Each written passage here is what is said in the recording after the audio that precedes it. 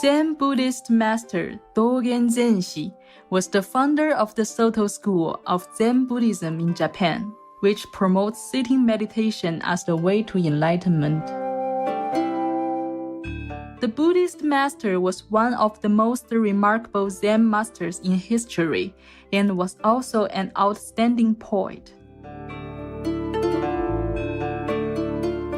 Dogen Zenshi is renowned for his extensive writing, namely Shobo Genzo, the collection of 95 essays, Eihei Koroku, a collection of his talks, poetry, and commentaries, and Eihei Shingi, the first Zen monastic code written in Japan.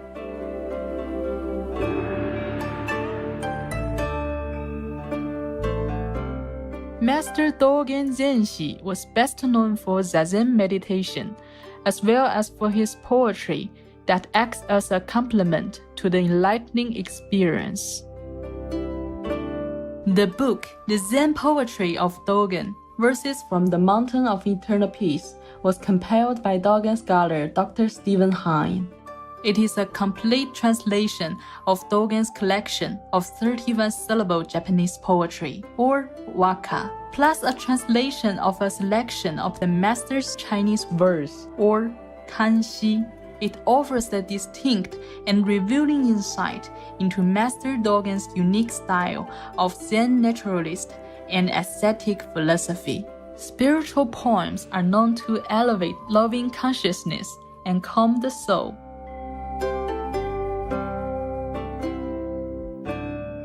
We now share with you excerpts from Part 2, Chapter 4 of the Zen Poetry of Dogen, Verses from the Mountain of Eternal Peace.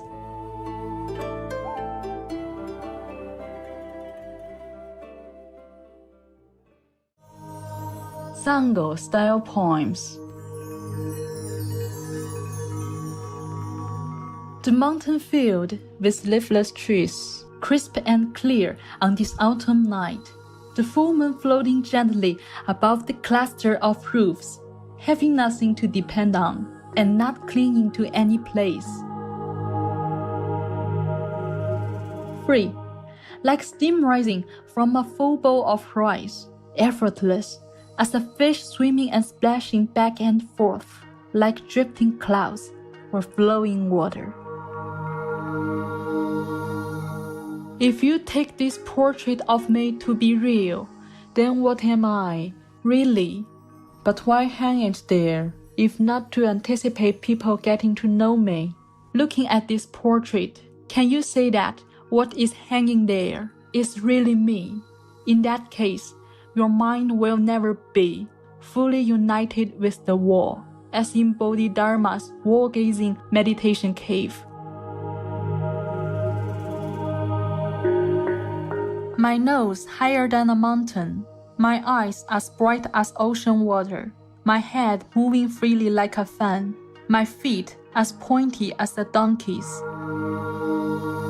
When I teach in the abbot's room, I like to raise my sweaty fist. When I preach in the Dharma hall, I always need to lean on my staff. When someone asks for water, I point to the bucket. When someone asks for rice, I offer a bowl.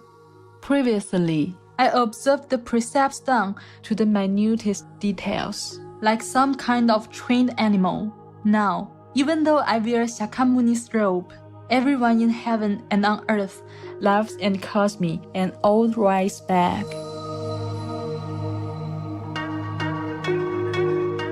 A silver mountain crashed, and an iron wall ripped apart. In the wake of his menacing glare, who is it surveying the damage? How to describe this creature? The face of a demon, the head of a god, a body covered with red hair. He looks to be growing horns.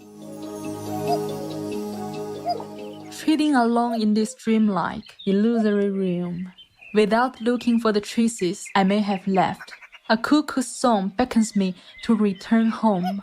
Hearing this, I tilt my head to see who has told me to turn back. But do not ask me where I am going, as I travel in this limitless world, where every step I take is my home.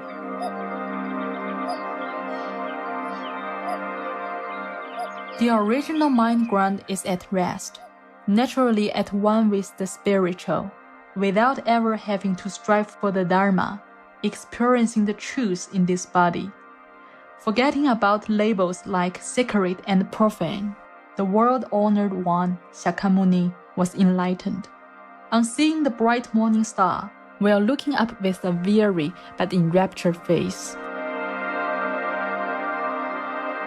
When he opens his true eyes, the pupils are clear. Looking at his face, he seems steady, tears having already been shed.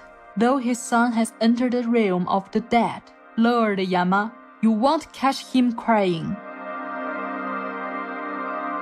Hearing, thinking, and practice alone actualize the mind of original enlightenment. Whoever sees a vision of a god in a cave, ye seekers must come to understand, Kannon does not abide in this place. The unspoiled colors of a late summer night, the wind howling through the lofty pines, the feel of the autumn approaching, the swaying bamboos keep resonating and shedding tears of dew at dawn. Only those who exert themselves fully will attain the way. But even if you abandon all for the ancient path of meditation, you can never forget the meaning of sadness. Mind itself is Buddha, difficult to practice, but easy to explain. No mind, no Buddha. Difficult to explain, but easy to practice.